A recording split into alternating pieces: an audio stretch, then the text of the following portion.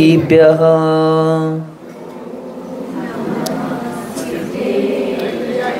ॐ नमः सिद्धेभ्यः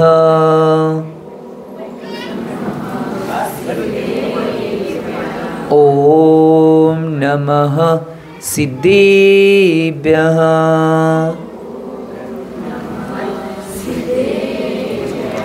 श्री राम कथा सुनाएंगे हम, सुनना बालक की तरह तुम।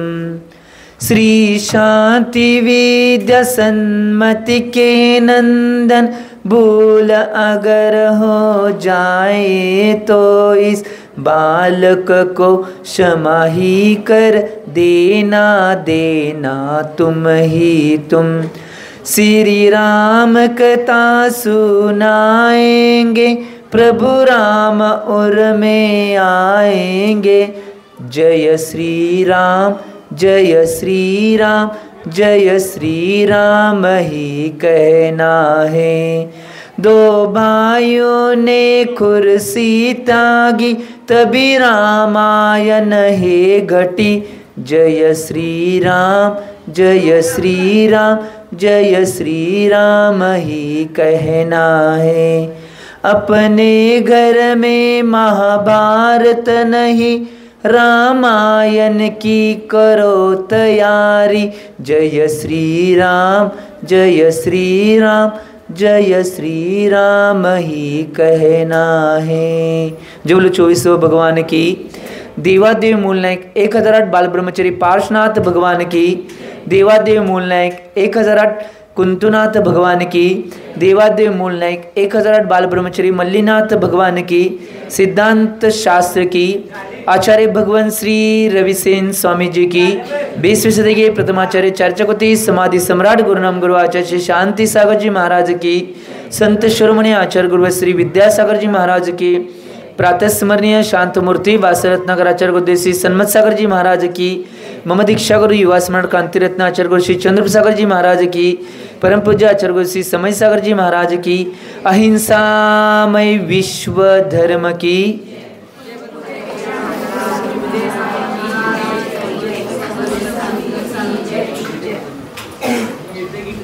भव्य जी हो।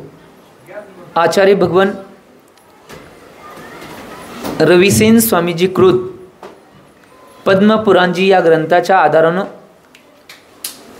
श्रीराम कथेचं कथन चातुर्मासच्या सुरुवातीपासून चालू आहे। आपण परवादीच्या भागामध्ये बघितलं होतं की जो भामंडल होता, त्या भामंडळाच्या मनामध्ये इच्छा झाली की तुच्छ माणसांच्या समोर तुम्ही विद्याधरांनी हार मांडली आणि माझं सर्वस्व मी देण्यास तयार होतो, त्या सीतेला तुम्ही घेऊन आले नाही। आम्ही विद्याधर होऊन आमचा काय उपयोग आहे? आमच्याकडे सगळ्या प्रकारच्या विद्या, सगळ्या प्रकारच्या कला असून आमचा काहीही उपयोग नाही, असं तो आपल्या घरामध्ये म्हणत होता। इथपर्यंत आचार्य भगवंतांनी कालपर्यंत वर्णन केलं होतं आणि त्याचबरोबर तो स्वतः आता त्या घरात सगळ्यांना तो म्हणालाय की या भूचरांना मी स्वतः परास्त करून त्या सीतेला मी स्वतः घेऊन येतो। आणि तो सीतेला स्वतः घेऊन येण्यासाठी उद्युक्त झालाय आणि तिथून निघतोय। आणि निघाल्यानंतर तो आपल्या सगळ्या विद्यांसहित आणि धनस्वरूपी ठेवीचा उपहार करणाऱ्या त्या यक्षांचा निग्रह आणि बंदोबस्त करतोय। आणि तो असे म्हणून मिथिले नगरीत जाण्यासाठी तयार होतोय आणि आपल्या विमानात जाऊन बसतोय। आता विमानात जाऊन बसलेला आहे आणि ते विमान आकाशामध्ये प्रयाण केल्यानंतर तुम्हाला विमानतळावर जायला लागते। त्यांचं विमान प्रत्येक घराघरातून जात होतं। आमची टेक्नॉलॉजी ॲडव्हान्स होती, तुमची टेक्नॉलॉजी हलकी आहे। तर तो विमानात बसल्यानंतर भामंडल ते विमान ज्यावेळी आकाशामध्ये गमन करते आणि गमन केल्यानंतर तो आकाशातून गमन केल्यानंतर वेगवेगळ्या नगरांनी जे पृथ्वी तल आहे ते सगळं पृथ्वीपल त्या विमानातून बघण्याचं काम करत होता.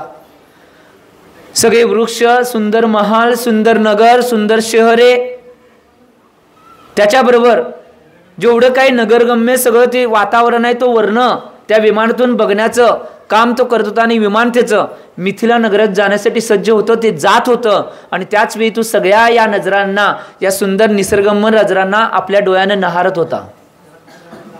आणि त्याच वेळी काय घटना घडते बघा. ज्यावेळी विदग्ध नावाच्या देशातील त्याच्या पूर्व भागातील जे एक नगर होतं त्या नगरावर दृष्टी ज्यावेळी त्याची पडते, पहिल्या भावामध्ये ज्या नगरामध्ये तो होता, देशामध्ये होता, तिथल्या नगरावर त्याची दृष्टी पडल्यानंतर त्याला तिथंच जातीस्मरण होते आणि सगळं मागचं आठवायला चालू होते. आणि त्याच अवस्थेमध्ये ते जातीस्मरण झाल्यानंतर तो ज्यावेळी जातीस्मरणामध्ये सगळ्या काय काय मागच्या घटना दिसायला चालू होतात. जातीस्मरण याचा अर्थ काय माहिती काय? तुमच्या मागच्या भावातलं काय काय तुम्ही केलंय ते सगळं दिसते, याला जातीस्मरण म्हणतात.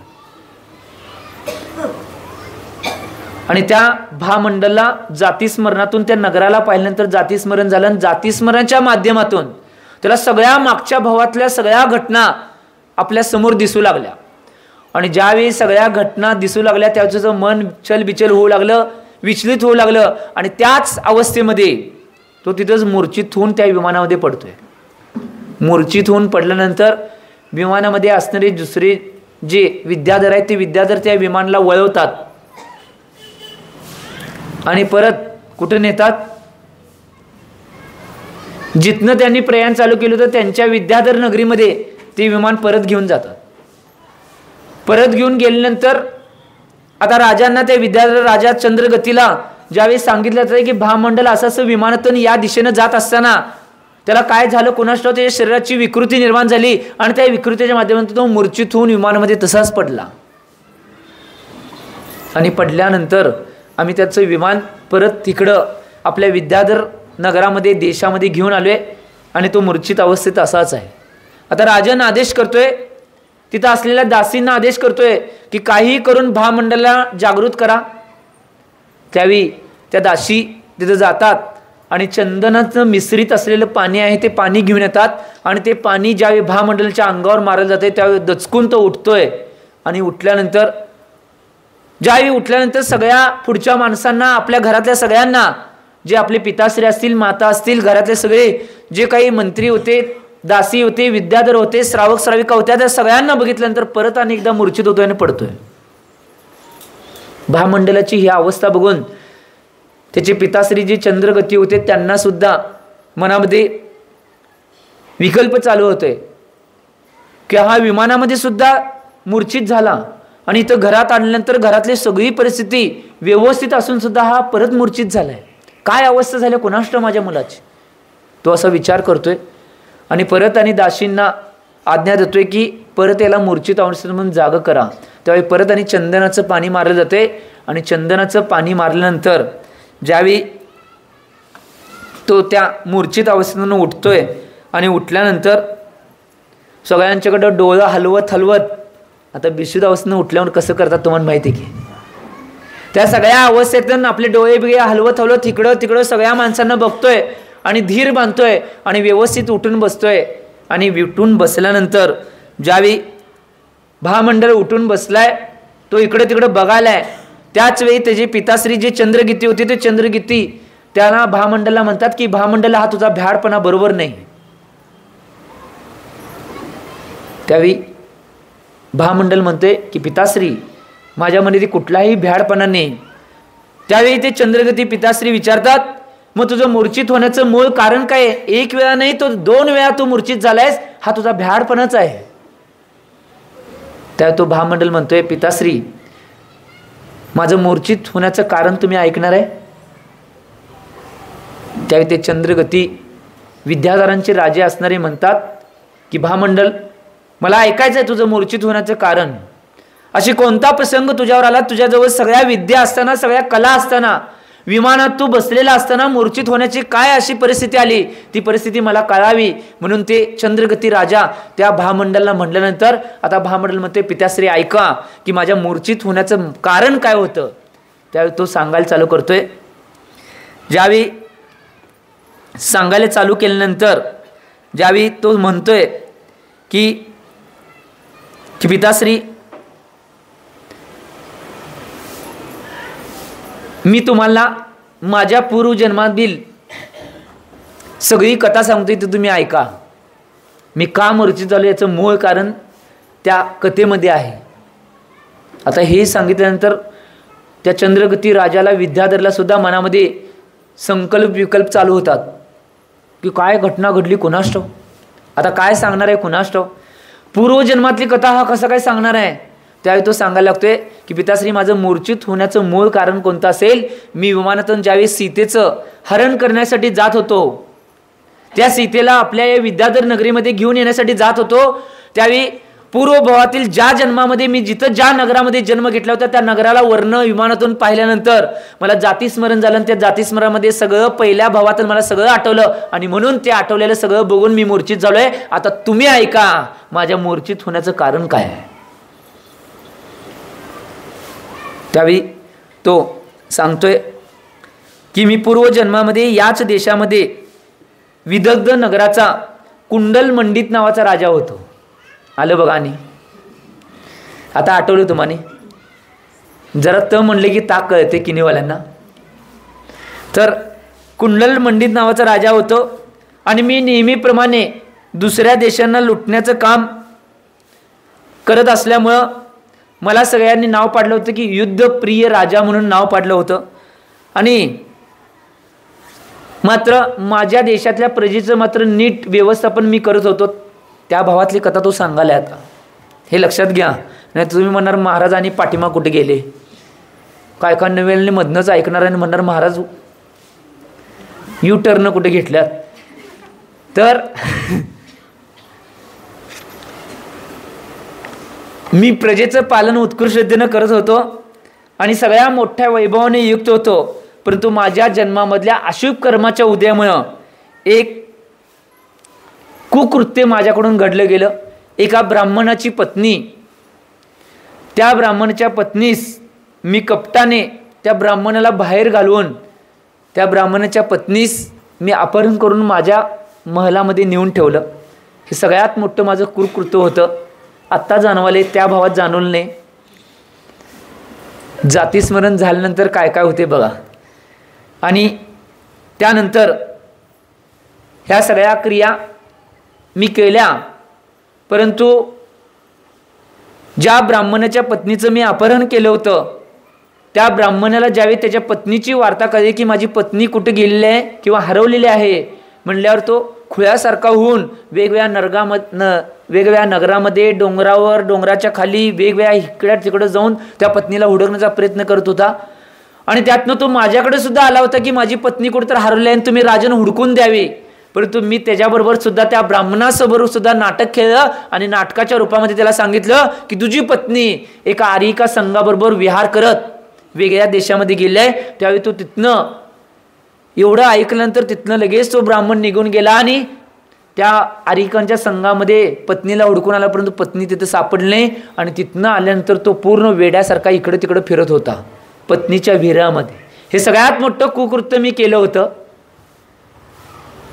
मी नव तो सांगायलाय भामंडल, तुम्ही नाहीतर म्हणणार आणि महाराज इकडं म्हणाल्यात.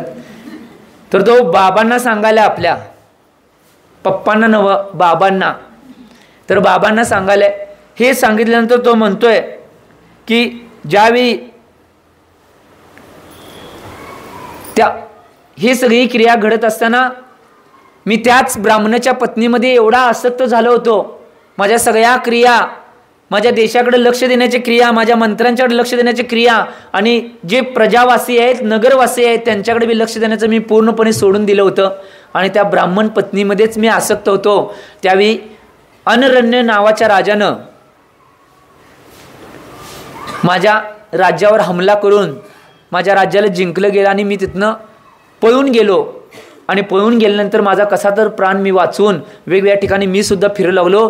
आणि त्याच वेळी असा एक घटना घडली की मी एका मुनींच्या आश्रयाला ज्यावेळी आलो त्यावेळी 3 लोकांमध्ये पूजनीय असं जैन धर्माचं महात्म्य आणि धर्माच्या क्रिया आणि सद्कृत्यांची क्रिया कशा करायच्या असतात हे सगळं मला कळल्यानंतर मी त्या क्रिया करण्यासाठी ज्यावेळी गुरूंचा उपदेश ऐकला आणि गुरूंचा उपदेश ऐकल्यानंतर माझ्या मनामध्ये एक व्रत घेण्याचा भाव आले.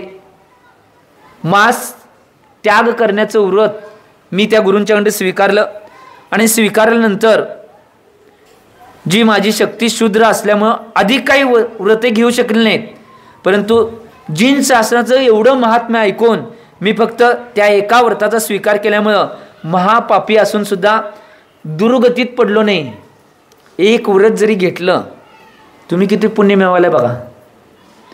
रोज 1-1, 2-2, 3-3, 4-4 चिठ्ठ्या आणि संध्याकाळी रामकथेला एक नियम, एवढं सगळं व्रत घेऊन रोजच्या रोज किती पुण्य बांधायला बघा. याने एक नुसता मांस त्यागचं व्रत घेतलं होतं त्यामुळे त्याची दुर्गती वाचली. इथं उदाहरण सांगायला म्हणून मी सांगितलं मध्येच. आम्ही आमच्या जीवनाला धन्य मानणं आवश्यक आहे की सगळ्या जिनवाणीचा आदर विनय करायला आम्हाला संधी मिळते, जिनवाणी श्रवण करायला आम्हाला संधी मिळते, गुरूंचं वचन आणि भगवंतांचं सानिध्य, भगवंतांचं पूजन आणि आश्रय आणि त्रिलोकामध्ये पूज्य असलेल्या धर्माचं पालन करण्याची संधी आम्हाला प्राप्त झाली आहे. आम्ही अतिशय पुण्यशाली आहे हे मला सांगायचं आहे. आता तिकडं कथेकडे जाऊया. एका व्रतामुळं दुर्गतीतून तो वाचला आणि दुर्गतीतून वाचल्यामुळं त्या एका जिन धर्माच्या शरणामुळे आणि व्रत नियमांच्या प्रभावामुळे त्याचा माझा जीव तो सांगायला चित्तोत्सवेच्या जीवासहित विधेय राणीच्या गर्भात आला आणि नंतर तिने कन्येसह एका पुत्रास जन्म दिला. तेव्हा विधेय राणीने 2, एक पुत्र आणि एक पुत्री या दोघांना जन्म दिला. त्यात माझा जीवसुद्धा त्या विधेय राणीच्या गर्भातूनच जन्म घेतला. आणि जन्म घेतल्यानंतर ज्याप्रमाणे वेगवेगळे पक्षी मांसाचा तुकडा पळवतात तसं काहींनी माझं हरण केलं. आणि हरण केल्यानंतर आकाशात नक्षत्रांच्याही पलीकडे मला नेलतं. कुठं? नक्षत्र कुठं असतात? आभाळात असतात. आणि त्या नक्षत्रांच्या पलीकडे नेल्यानंतर एक जी विद्या होती, पर्ण लघवी नावाची विद्या होती, त्या विद्याच्या माध्यमातून माझ्या कानामध्ये कुंडल गाठलं. कारण की माझ्या पुण्याचा उदय होता म्हणून त्या देवाची भाव कोण होता तो देव माहिती आहे? ज्या ब्राह्मण पत्नीला यानं हरण करून आपल्या घरामध्ये ठेवलं होतं त्या ब्राह्मण पत्नीचा नवरा तो ब्राह्मण होता. तो काही कारणास्तव देवगतीमध्ये जन्मला होता आणि त्यानंच त्या बाळाचं हरण म्हणजे भामंडलाच्या जीवाचं हरण केलं होतं. आणि त्यानंच त्याची भावना होती की मला ठार मारून टाकायची, परंतु तरीसुद्धा त्याच्या मनामध्ये दया भावना आली. मी जर असं कुकृत्य केलं तर मला कोणत्या गतीमध्ये जावं लागेल अशी भावना मनामध्ये आले. म्हणून त्यानं पर्ण लघवी नावाच्या विद्येच्या माध्यमातून एका पानावर मला ठेवून कानामध्ये सुंदर असे कुंडल घालून त्या विद्येच्या दारूतून तिथनंच मला सोडून दिलं. आणि सोडून दिल्यानंतर ज्यावेळी तुम्ही माझे बाबा चंद्रगती जे विद्याधर कुठं तर दुसऱ्या देशाला प्रयाण करत होते त्यावेळी त्यांनी ते चमकतालं पर्ण लघवीच्या माध्यमातून सोडलेलं बाळ त्याच्या कानामध्ये चमकत असलेले कुंडल पाहिल्यानंतर त्यांनी अलगत वरच मला पकडलं आणि त्याने डायरेक्ट मला नेऊन कुठं नेलं? मातेच्या स्वाधीन केलं.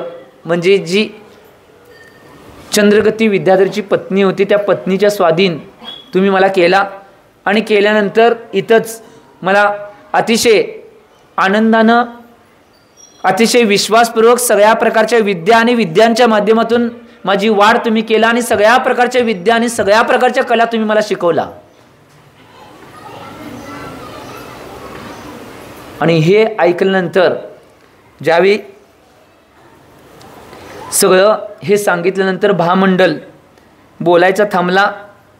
त्या लोकांना सगळ्यात मोठं आश्चर्य वाटलं की सगळ्यांनी आपापली डोके हलवत तऱ्हेतऱ्हेने उद्गार काढून आश्चर्यकारक ही वार्ता ऐकल्यानंतर चंद्रगती विद्याधरास अत्यंत असं उत्तम आत्मज्ञानाची प्राप्ती झाली. आत्मज्ञान म्हणजे काय माहिती आहे? तिथं त्याच क्षणाला त्या चंद्रगती विद्याधराला वैराग्य प्राप्त झालं आणि त्याची भावना झाली की मी आता जे माझ्या नगरामध्ये महाराज झाले त्यांच्याकडे जाऊन मी दीक्षा घेणार.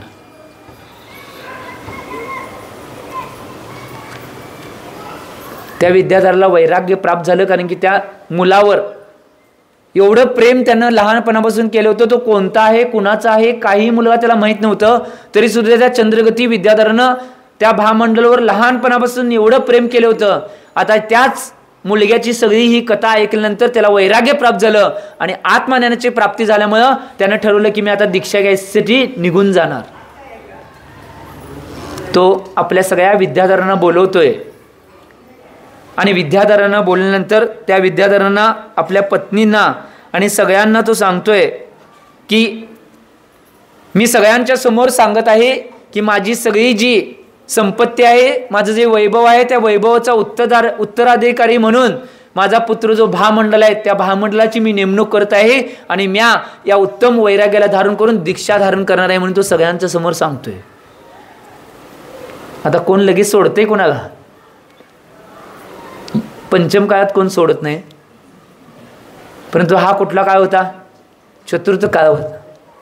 भावना झाल्यानंतर त्यांनी सांगितल्यानंतर लगेच सगळ्यांनी तयारी केली की महामंडळाला त्यांच्या राजगादीवर बसवायचं आणि त्यांचा राज तिलक पूर्ण करायचा. आणि तो राज तिलक पूर्ण झाल्यानंतर यांना अतिशय आनंदपूर्वक यांचे मिरवणूक वाद्य घोषासहित यांना दीक्षेसाठी महाराजांच्या जवळ सोडायचं म्हणून सगळ्यांनी तयारी केली. आणि ही तयारी पूर्ण झाल्यानंतर ज्यावेळी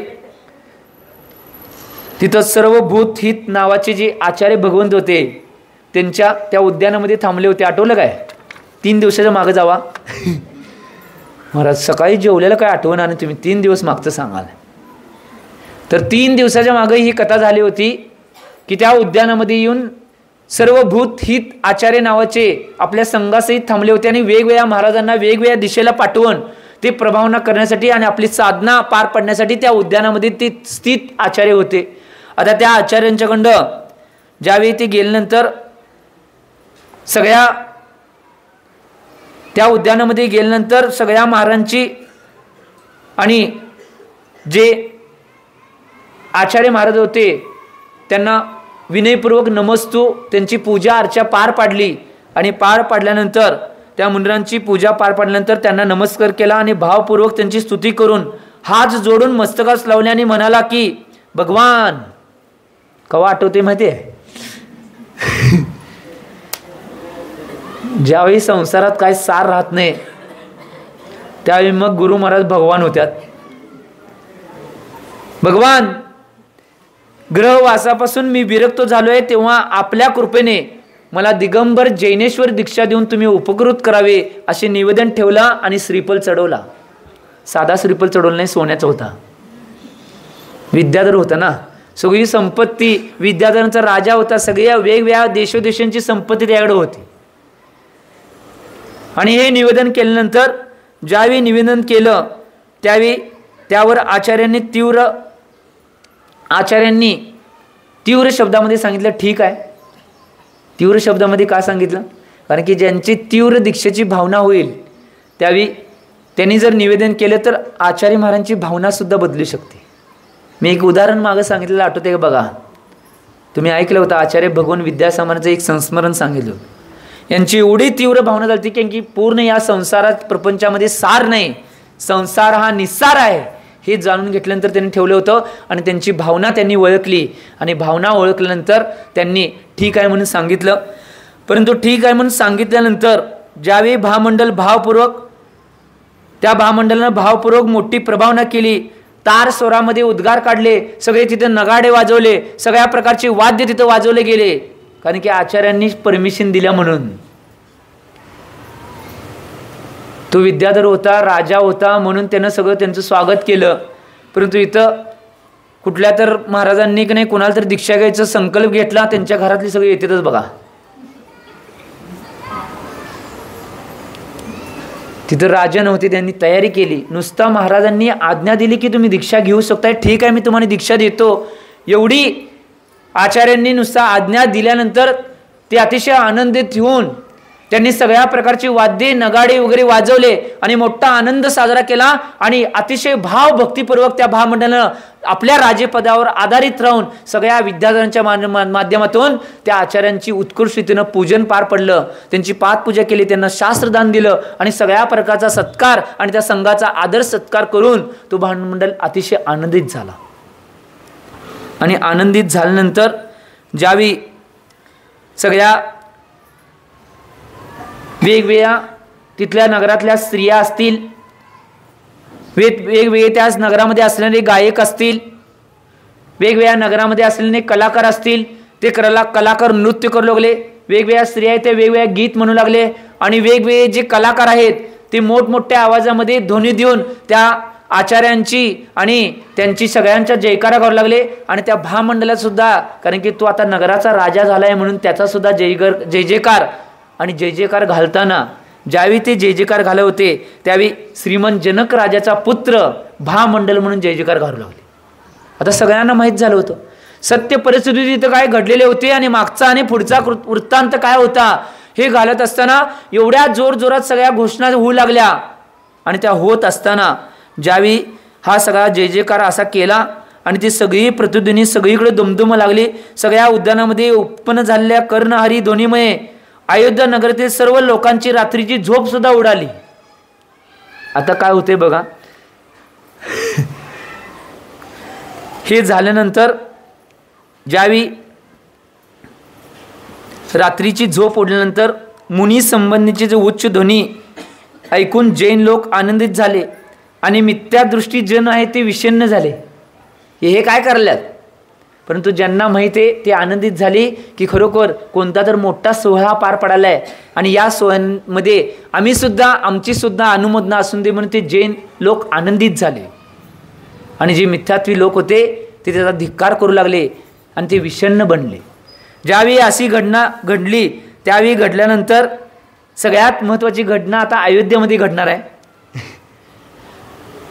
जी सीता आहे ती सीता ज्यावेळी ती झोपली होती आणि झोपलेल्या असलेल्या अवस्थेमध्ये ते उच्च स्वरामध्ये असलेले जय जयकार तिच्या कानामध्ये सुद्धा ऐकू गेले. आणि ऐकू गेल्यानंतर ती पडदिशी तिथनं उठली आणि काय काय जयकार करत होते ते ऐकू लागली. आणि ऐकण्यामध्ये थोड्या काहीतरी गोष्टी तिच्या कानावर पडल्यानंतर ती खेदखिन्न झाली. आणि खेदखिन्न झाल्यानंतर तिच्या मनामध्ये भावना आली की या सगळ्या गोष्टींना आणि सगळ्या प्रसंगांना मला जाणून घ्यायचं आहे. कारण की तिच्या कानावर एक बातमी अशी आली की जनक पुत्र राजन एवढा शब्द पडला होता, पुढचं काही तिला ऐकू आलं नाही. आणि तिच्या मनामध्ये लहानपणापासूनची जी एक खदगद होती की माझ्या लहानपणामध्ये माझ्या भावाला कोणीतरी हरण केलं होतं आणि बहुतेक जनक पुत्र म्हणलेला आहे म्हणजे तोच हरवलेला भाऊ आहे, निश्चित रूपानं तोच असणार आहे. म्हणून ती रुदन करू लागली, शोक करू लागली की काही बी करून त्याला आता सगळ्या गोष्टीला मला जाणून घ्यायचं आहे आणि तिथंपर्यंत मला पोहोचायचं आहे.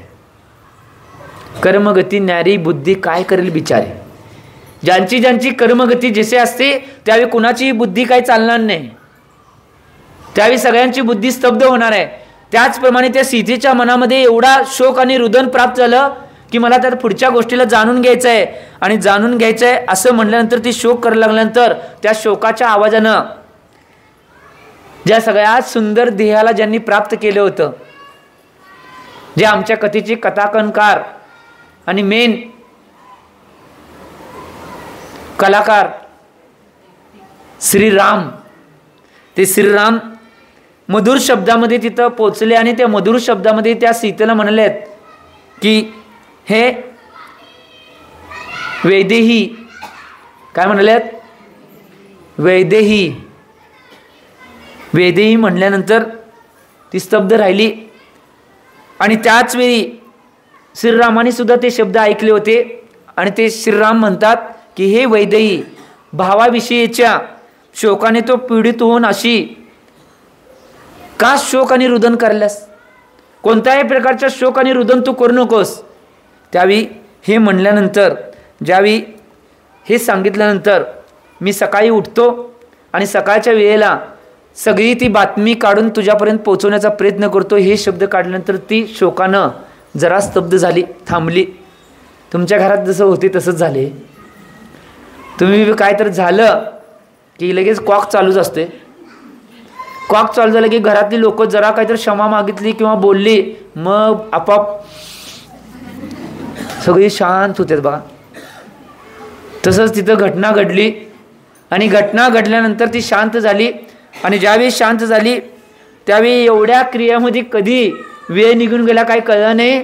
आणि थोडा वेळ निघून गेला तोपर्यंत नगरातले सगळे नगाडे वगैरे सकाळ झाल्या म्हणून, प्रभात झाली म्हणून नगाडे वाजू लागले. आणि नगाडे वाजत लागल्यानंतर आता सगळेजण, ज्यावेळी सगळेजण उठले आणि सगळ्यांनी आपल्या जे प्रभातकालीन मंगल वाद्यांचे ध्वनी निनाद ऐकले, ते ऐकल्यानंतर सगळे आपापल्या सगळ्या क्रिया व्यवस्थित करण्यासाठी उठल्याने सगळ्या क्रिया करू लागले. आणि त्याच वेळी काय केलं, दशरथाने सगळ्या शरीराच्या क्रिया पार पडल्याने सगळ्या मुला स्त्रियांसहित आपल्या घरातल्या सगळ्या सदस्यांसहित तो काय केला, अतिशय मोठ्या आदरानं नगराबाहेर पडला. आणि त्याच्यासोबत शेकडो सामंत नगराबाहेर इकडे तिकडे सर्वत्र पसरले. विद्याधरांचे सैन पाहून त्यास मोठे आश्चर्य वाटले. त्यांनी पाहिले की विद्याधरांनी त्या ठिकाणी देवेंद्राच्या नगरासारखे नगर क्षणभरातच निर्माण केलेले आहे. कारण की विद्याधरांच्याकडे विद्या असतात, ते काहीही करू शकतात. हे पाहिल्यानंतर दशरथ राजाला सुद्धा खेदखिन्न वाटू लागलं की हे काय परिस्थिती आहे. आणि त्यावेळी तिथं गेल्यानंतर ज्यावेळी त्या नगराभोवती तो गेला, उंच उंच तट निर्माण केले होते. सगळ्या तोरणांनी त्या नगराला सजवलं होतं.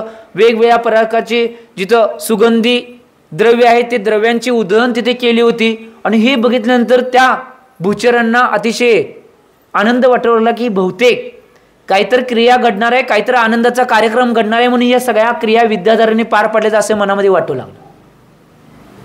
हे आपल्या सामंतासहित सगळ्या परिवारासहित ज्यावेळी ते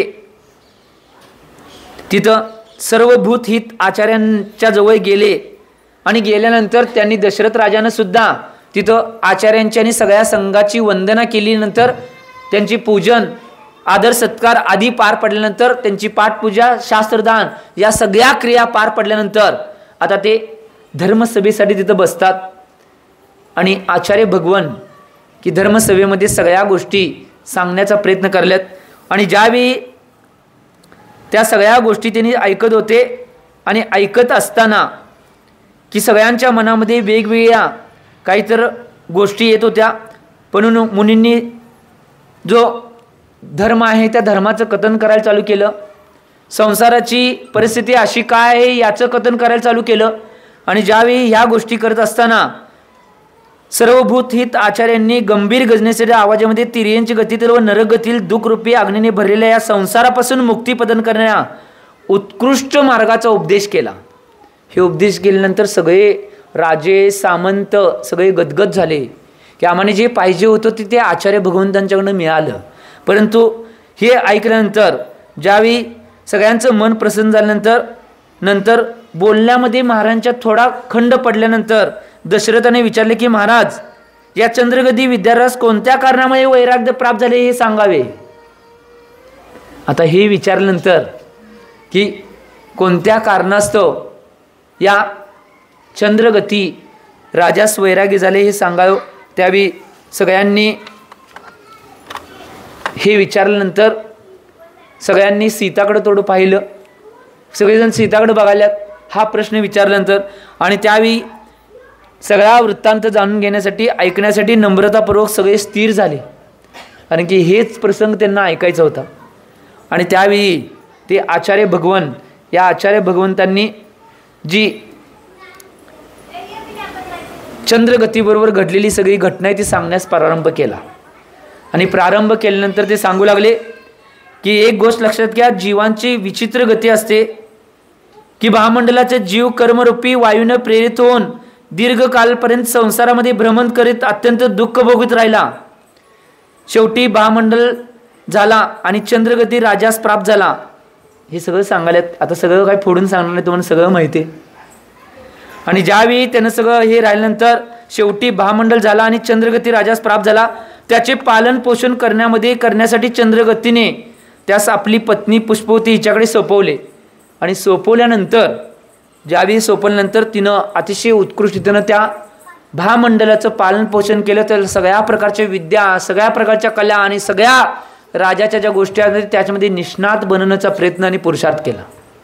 आणि हे ज्यावेळी झालं त्यावेळी झाल्यानंतर ज्यावेळी आपल्याच बहिणीचं चित्र हे शब्द ज्यावेळी कानावर सगळ्यांच्या पडले त्यावेळी सगळ्यांना आता मनामध्ये खेद खिन्नता वाटू लागली की त्या भामंडलानं आपल्या बहिणीचं चित्र ज्यावेळी बघितलं त्यावेळी ते चित्र बघितल्यानंतर तो त्या आपल्या बहिणीवरच मोहित झाला. संसाराची दशा काय असते बघा. आणि बहिणीवर मोहित झाल्यानंतर, परंतु बहीण म्हणून माहीत नव्हतं, तो बहिणीवर मोहित झाल्यानंतर त्यानं ठाण मांडली की काही करून मी या स्त्रीला मिळवणार आणि माझी पत्नी बनवणार असा संकल्प मनात घेतल्यानंतर त्यानं सगळ्या गोष्टी पार पडल्या. परंतु काही करून त्या सगळ्या गोष्टी करून सुद्धा विद्याधरांनी त्याला शब्द दिला होता की काही परिस्थिती करून तुला मी या स्त्रीला मिळवून देतो. म्हणून त्यांनी गाठ बांधला की दोन जे अतिशय माये असलेले धनुष्य आहे त्या धनुष्यावर कोण दोरी चढवेल. स्वयंवरामध्ये सीता त्याला त्याच्याबरोबर त्याच्या गळामध्ये वनमाळा घालेल असा आम्ही एक घाट बांधला. परंतु अतिशय पुण्यशाली जीव जो श्रीराम आणि श्री लक्ष्मण हे दोघे भाव होते, ते दोघ्या भावांनी त्या देवी शक्तीने युक्त असलेल्या सागरवर्त आणि वज्रावर्त नावाच्या धनुष्यावर त्याने अतिशय उत्कृष्टतेनं धाडसानं दोरी ताणली आणि दोरी बांधली. त्यामुळं सीतेनं त्या श्रीरामाच्या गळ्यामध्ये वरमाळा घातली आणि त्या दोघांचा विवाह पार पडला. परंतु त्या भामंडला यातली काही गोष्ट माहिती नव्हती. ज्यावेळी सत्य भामंडलला कळालं त्यावेळी सत्य कळाल्यानंतर तो भामंडल म्हणला की साध्या भूचर माणसांच्या जवळ तुम्ही विद्याधरांनी पराभव मांडला, तर त्या भूचरांच्या जवळ पराभव मांडला असेल तर मी विद्याधर होऊन काय उपयोग आहे माझा, आणि मी स्वतः जाऊन आणतो. म्हणून तो गेला आणि विमानामध्ये तो मूर्छित झाला. मूर्छित झाल्यानंतर त्याला जातीस्मरण झाल्यामुळे तो मूर्छित झाला होता. आणि त्यानं येऊन जातीस्मरणामध्ये काय काय गोष्टी केल्या होत्या त्या सगळ्या बघितल्यानंतर ते सगळं जातीस्मरणातला प्रसंग ज्यावेळी चंद्रगती राजा आपल्या आईला पुष्पवतीला आणि सगळ्या विद्याधरांना सांगितला त्यावेळी त्या चंद्रगतीला ही सगळी कथा ऐकल्यानंतर संसाराची गती, संसाराचा मायाजाल आणि संसारामध्ये असलेला मोहजाळ, या मोहजाळची कथा ऐकून त्या चंद्रगती विद्याधराला वैराग्य प्राप्त झालं. हे सांगितल्यानंतर सीता आता मनापासून हसू लागली आणि त्या भामंडलाकडे पाहू लागली. सगळ्यांच्या मनामध्ये एक विचार होता की बरेच जण विचार करत होते की त्या भामंडल किती पापी जीव आहे बघा, कारण की त्यानं आपल्या बहिणीवरच मोह मायेचा विचार बहिणीविषयी केला होता, किती पापी असेल बघा. परंतु सीता मनामध्ये कोणताही खेद किन्न शोक न घेता ती हसत होती. याचं मूळ कारण की लहानपणापासून जो माझा भाऊ हरवला होता तो भाऊ मला प्राप्त झाला म्हणून ती हसत होती.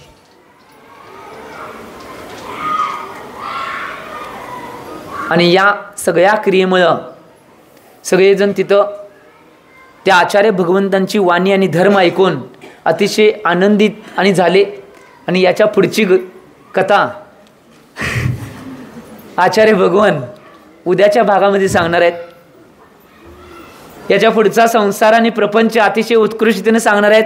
आता पुढं आणि काय काय घडणार आहे, अतिशय उत्कृष्ट पुढचा प्रसंग आहे. परंतु टाईम कधी संपते हे मला बी कळत नाही.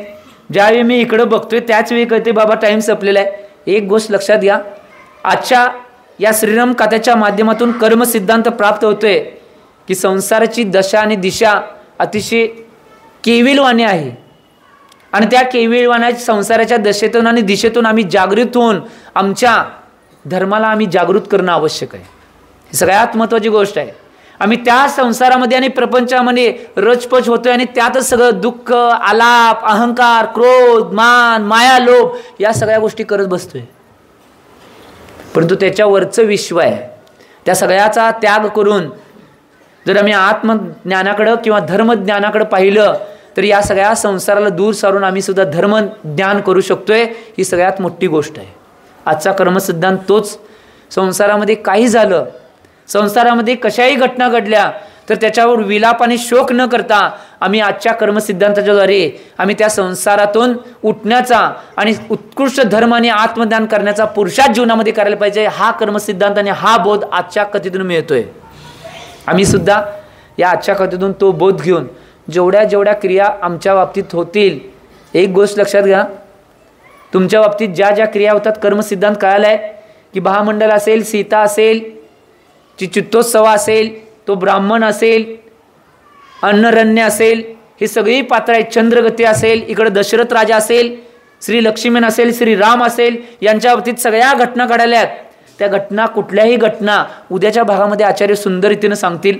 त्या घटना कुणाच्याही कोण घडवून आणत नव्हतं, तर त्यांच्या मागच्या कर्माच्या उदयामध्ये त्या सगळ्या घटना घडत होत्या. आज आम्ही पंचम काळामध्ये जन्म घेतलाय, हुंडा अवसरपणे काळाच्या दोषामध्ये जन्म घेतलाय, आम्ही ते विसरून जातोय. आम्ही दोष कुणाला देतोय? पुढच्या व्यक्तीला दोष देतोय. या व्यक्तीनं आमच्या जीवनात असं केलंय, या व्यक्तीमुळे आम्ही केल्यामुळे आम्ही असं झालोय. परंतु एक गोष्ट लक्षात घ्या, तुमच्या जीवनात असेल, माझ्या जीवनात असेल, कोणत्याही घटना घडतात त्या सगळ्या कर्माच्या उदयामध्ये आहेत. ते कर्म आम्हाला हसत खेळत भोगणं आवश्यक आहे. जो रडणार आहे तो कायमस्वरूपी रडतच राहणार आहे, आणि जो हसणार आहे आणि त्याला व्यवस्थित रूपाने धर्माच्या माध्यमातून समजून घेऊन हसत खेळत पुढे जाणार आहे, तो जीवनात कधीही हार मानणार नाही. प्रत्येक समयाला तो जीवनात जिंकतच जाणार आहे. ही गोष्ट आजच्या कर्मसिद्धांताने घ्या. मी एवढीच भावना करतो की आजचा सुंदर कर्मसिद्धांत तुम्हाला कळला असेल.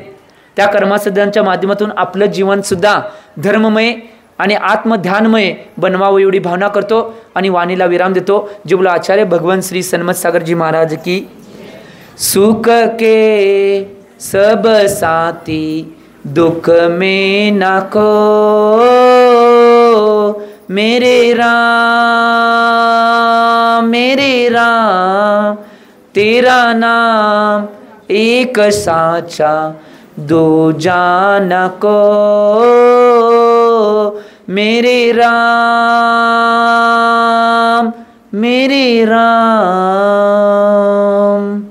विद्यासागर के गुण आगर